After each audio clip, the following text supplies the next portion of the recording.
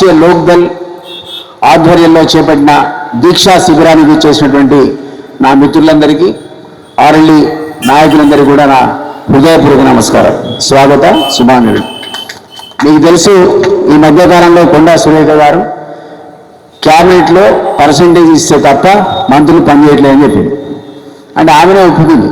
ప్రమాణ స్వీకారం చేసిన మంత్రులు అవినీతి పనులు చేస్తున్నారని పర్సంటేజ్ తీసుకుంటారని చెప్పినాక ఆ మంత్రులకు క్యాబినెట్లో కొనసాగే నైతిక హక్కు అన్నది లేనే లేదు.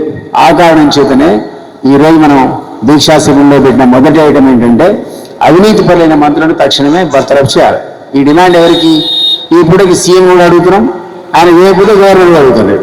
ముందు సీఎం చూసుకోవాలి ఎవరు తన వెనుక గోతులు అవుతున్నారు. ఆల్రెడీ ఆయన సీటు కోసం గోతులు అవుతున్నారు. ఇప్పుడేమో డబ్బులు సంపాదించే కార్యక్రమం పెట్టుకున్నారు. డబ్బులు ఎక్కువైతే ఆయన తీసి ఆయన కూర్చుంటాడు ఆ మంత్రి. కాబట్టి ఎవరు అన్నది ఆయన తెలుసుకోవడానికి పెద్ద సమయం పట్టదు. మీడియాలో పుంకాలుగా పేర్లు వస్తున్నాయి. మరి నేనైతే ఇప్పటికీ చెప్పదలుచుకోలే. కానీ ఈ మీటింగ్ దీక్షా సందర్భంలో సీఎం చర్యలు తీసుకోకపోతే మాత్రం ఖచ్చితంగా పేర్లతో సహా గవర్నర్కి ఇస్తా. మనందరం పోయి గవర్నర్ గారు కలుద్దాం. ఎందుకంటే గవర్నరే ఈ మంత్రులను వాళ్ళని ప్రమాణ స్వీకారం చేయించాడు. వీళ్ళంతా పారదర్శకంగా ఉంటారని, ఆశ్రిత పక్షపాతం ఉండదని, బంధుప్రీతి ఉండదని, అవినీతి రహిత పాలన ఇస్తారని ఆయన సారాంశం. ఏది? ప్రమాణ స్వీకార సారాంశం. మరి ఆ ప్రమాణం మీద వీళ్ళు వాల్యూ ఇవ్వకుండా అవినీతి చేస్తున్నారు. కాబట్టి ఈరోజు మనం ఇక్కడ దీక్షలో కూర్చోవాల్సినటువంటి అవసరం ఏర్పడ్డది. రెండవ అంశం ఏంటంటే, మనందరికీ తెలుసు నకిలీ విత్తనాలు పెద్ద కంపెనీ న్యూజివీడ్ సీడ్స్ లాంటి పెద్ద కంపెనీ కూడా ఫేక్ సీడ్స్ సప్లై చేస్తారు. ఎన్నో సందర్భాల లోపల ఈ ఫేక్ సీడ్స్ వల్ల చాలామంది పాపం ఆ రైతులు వేసుకుంటున్నారు, పంట వస్తుంది. ఇక్కడ పంట రాకపోతే వెళ్ళాం. సో దానివల్ల మేమేమైనా డిమాండ్ చేస్తున్నామంటే తెలంగాణ మొత్తం కూడా చాలామంది వేలాది మంది రైతులు ఈరోజు నష్టపోయింది. కాబట్టి దయచేసి వాళ్ళని ఐడెంటిఫై చేసి వాళ్ళకి యంత్రాంగంలో ఎవరు నష్టపోయిండు, దొంగ విత్తనాలు ఎవరు సప్లై చేసిండు తెలుసుకోవడం పెద్ద కష్టం కాదు. తీసుకున్న సందర్భంలో వాళ్ళు ఇవ్వాల్సింది ఎవరికైతే పంట నష్టమైందో వాళ్ళకు 25,000 తగ్గకుండా ఎకరానికి ఇవ్వాలని ఒక డిమాండ్.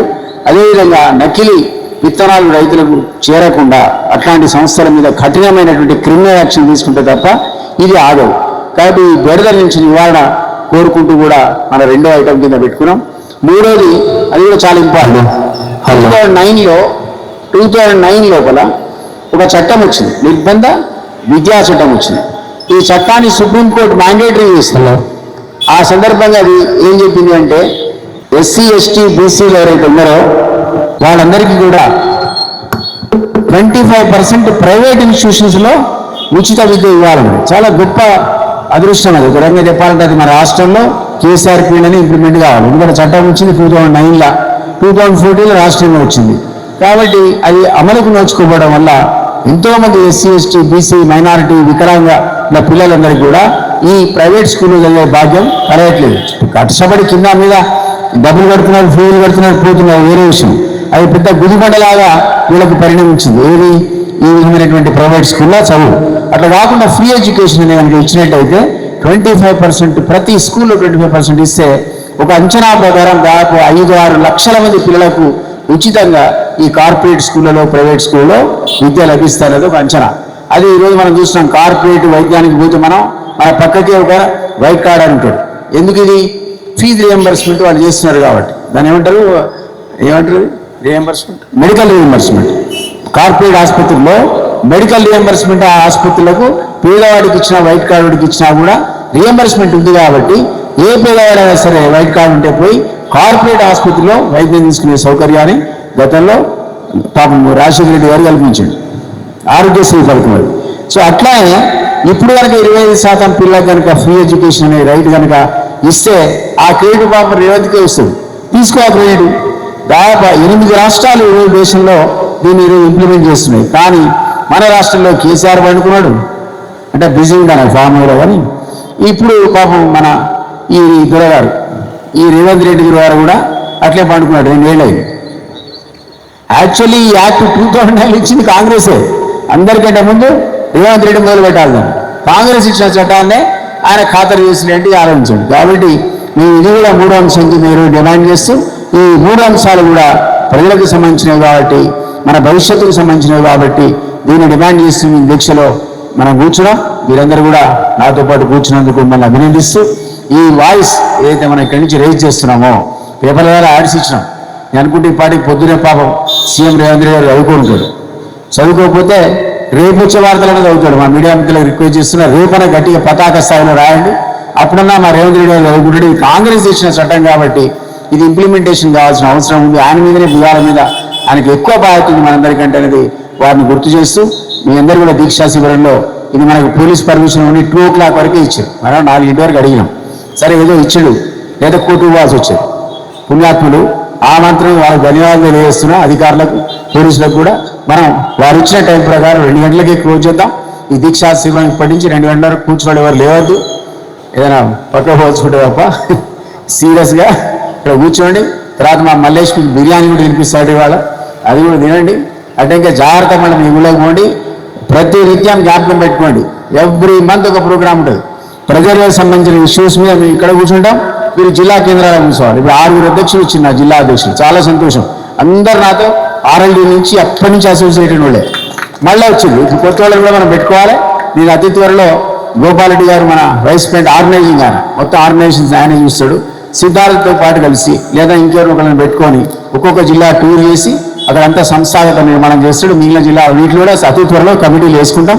ఆ కమిటీలు ఏర్పరచడం అనేది అయిపోయిన తర్వాత వెంటనే మనం ఈ ప్రోగ్రామ్ స్టార్ట్ చేయాలి. ప్రజలకు సంబంధించినటువంటి ఏ సమస్య అయినా సరే ఇక్కడ మేము కూర్చుంటాం, మీరు జిల్లా కేంద్రాల్లో కూర్చోవాలి. వీటన్నిటిని కూడా మీకు చేస్తేనే RLD ప్రజల్లో ఉన్నదనే భావన కలుగుతుంది. జ్ఞాపకుంటే 2012 నుంచి 2014 వరకు RLDని బ్రహ్మాండంగా నడిపాం.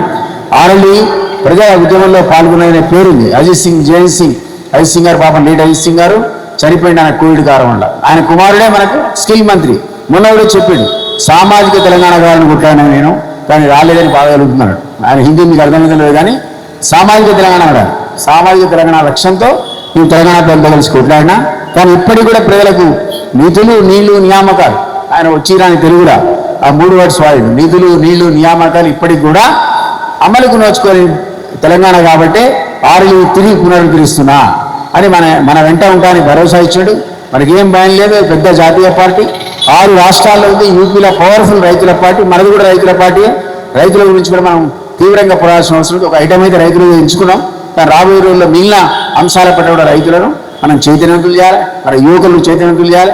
యువకులను రాజకీయాల్లోకి మీరు ఆకర్షించాలి. మాదేవిగా టైం అయిపోయింది. మేము కోరుకుంటున్నాం యువతకే పరిపాలనా పథకాలు రేపొద్దున రాబోయే రోజుల్లో అందించాలనేటువంటి ఒక సంకల్పం కూడా మాకుంది. యువత ఉంటేనే కరప్షన్ జోలికి పోరు. 20 ఏళ్ళకు 30 ఏళ్ళకి అప్పుడు ఆలోచన వస్తుండొచ్చు, కానీ కరప్షన్ అనేది యువతకు ఇంకా అంటారు. అట్లాంటి వాళ్ళు పరిపాలన చేయాలి. కానీ ఈ కరప్షన్ చేసే కొండ సురేఖ, బట్టి విక్రమార్క ఆయన పర్సంటేజ్ లేని బిల్లులే కట్టాడు పాపం. నీళ్ళందే ఎందుకండి మనకు.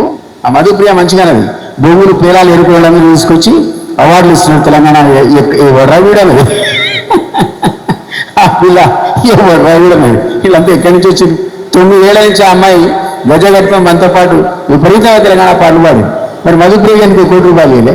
విమలక్క 70 రోజులు జైలు పోయింది. ఎందుకు వేయలే? ఎందుకు మర్చిపోయారు? కేశవరావు జాదవ్ ఆటోలో పోయాడు. ఆటోలో పోయి వాడు ఎంపీగా పోటీ చేసింది ఇందిరాగాంధీ మీద ఆటోలో. అట్లా కేశవరావు జాదవ్ జీవితకాలం పోరాడి చనిపోతే కేశవరావు జాదవ్ కుటుంబానికి కేసుగా ₹1 కొండలక్ష్మి బాబుకి కేసుగా, జయశంకర్ సార్కి కేసుగా. అని ఎక్కడేనండి వీళ్ళు? ఈ సుద్దాల అశోక్ పేద తెలంగాణ పాట మాట్లాడక నేతిలే. గోరెడ్డి వెంకన్నకి ఆల్రెడీ ఎమ్మెల్సీ ఇచ్చినా ఆయన ఎప్పుడు వేరే పాటలో వాడతాడు. మంచిదే, గొప్ప కళాకారుడు. ముందు మాకి తెలంగాణకి ఇచ్చినాక నువ్వు ఇవ్వాలి. ఇవన్నీ చూస్తుంటే అప్పటి తెలంగాణ హామీలు ఏవి కూడా అమలుకు నోచుకోలేదు. అసలు తెలంగాణ ఉద్యమంలో పాల్గొనడానికి సర్టిఫికేట్ రాదు. ఇప్పుడు ఉద్యమకాడే అది కూడా నోచుకోకూడదు. చచ్చిపోయిన ఇంటికి ఉద్యోగం ఇవ్వచ్చు కదా. 12,000 మంది చనిపోలే అనుకుందాం, 500 600 అనుకుందాం. 600 ఉద్యోగాలు నెంబర్ 1 ప్రియారిటీ మీద ఇవ్వాలి కదా. ఇచ్చినాక వేరే పనులు పెట్టుకోవాలి. అది కూడా జరగదు. అన్ఫార్చునేట్లీ ఉద్యమకారులను బీఆర్ఎస్ ప్రభుత్వం వచ్చినాక కూడా, మన ప్రభుత్వం వచ్చినాక కూడా రెగ్యులేట్ చేసింది. ఆ తర్వాత వచ్చినటువంటి కాంగ్రెస్ ప్రభుత్వం కూడా అదే పందాలు నడుస్తుంది. సమైక్యవాదులను, దొంగలను, మనను కాల్చిన వాళ్ళని తీసుకొచ్చి మంత్రివర్గంలో పెట్టుకుంటే ఇంతకంటే సిగ్గుచేయట్లేదు. కాబట్టి నేను అంటున్నా, మనం మరోసారి పోరాటాల పందా బట్టి ప్రజలకి అధికారాన్ని ఇప్పించే దిశగా అంటే అవినీతి రహిత పరిపాలన, యువకుల పరిపాలన ఉంటే తప్ప మన రాష్ట్రం నిధులు, నీళ్లు, నియామక అమలుకు నోచుకోదు. దీనికోసమే మనం పోరాడుతున్నాం. దీంట్లో నేను మీ ఎంబటి కొస్తగంట ఉంటా. మీ అందరూ కూడా జిల్లాల్లో గట్టిగా పోరాట కార్యక్రమాలు నిర్వహించాలి, మన వాయిస్ వినిపించాలి. తద్వారా ఒక నిర్మాణం జరిగితే రాబోయే లోకల్ బాడీ ఎలక్షన్స్లో మనం చాలామందిని గెలిపించుకుందాం. ఆ రోజుల్లో 2012-15లా మనం ఇంకా ఎవరితో అలయన్స్ లేకుండా కొత్తగూడెంలో మన ఇక్కడ ఉన్న ఇద్దరు, మన జానీ ఉన్నాడు, జీవి ఉన్నాడు. కొత్తగూడెంలో మనం ఒక అభ్యర్థిని మన బీఫామ్నే గెలిపించుకున్నాం. ఎవ్వరు లేరు మనకు అలయన్స్. అప్పుడే 3 సర్పంచ్ గెలిపించాం. ఆ రోజుల్లో 3 సర్పంచ్ గెలిపించినాం. ఇప్పుడు మనకు అలయన్స్ ఉంటుంది, మనకు తెలిసి ఉంటుంది. ఎందుకంటే ఎన్డీఏలో ఉన్నాం, బీజేపీతో మిత్రపక్షంగా ఉన్నాం కాబట్టి ఇక్కడ ఖచ్చితంగా అంతలా బీజేపీ లేదు కాబట్టి కొన్ని చోట్లనే మనకి సీట్లు గ్యారంటీ వస్తాయి. కాబట్టి మీలో చాలామంది సిద్ధపడాలి. రేపు కార్పొరేటర్లుగా నిలబడడానికి, ఖచ్చితంగా కౌన్సిల్ నిలబడడానికి మీరు సిద్ధపడితే మేము అన్ని రకాల తోడ్పడతాం. నా పనే అది, మిమ్మల్ని గెలిపించే కార్యక్రమం వేరే లేదు. సో మీరందరూ చిత్తశుద్ధితో పనిచేయాలని కోరుకుంటూ ఈ దీక్షను కొనసాగిద్దాం.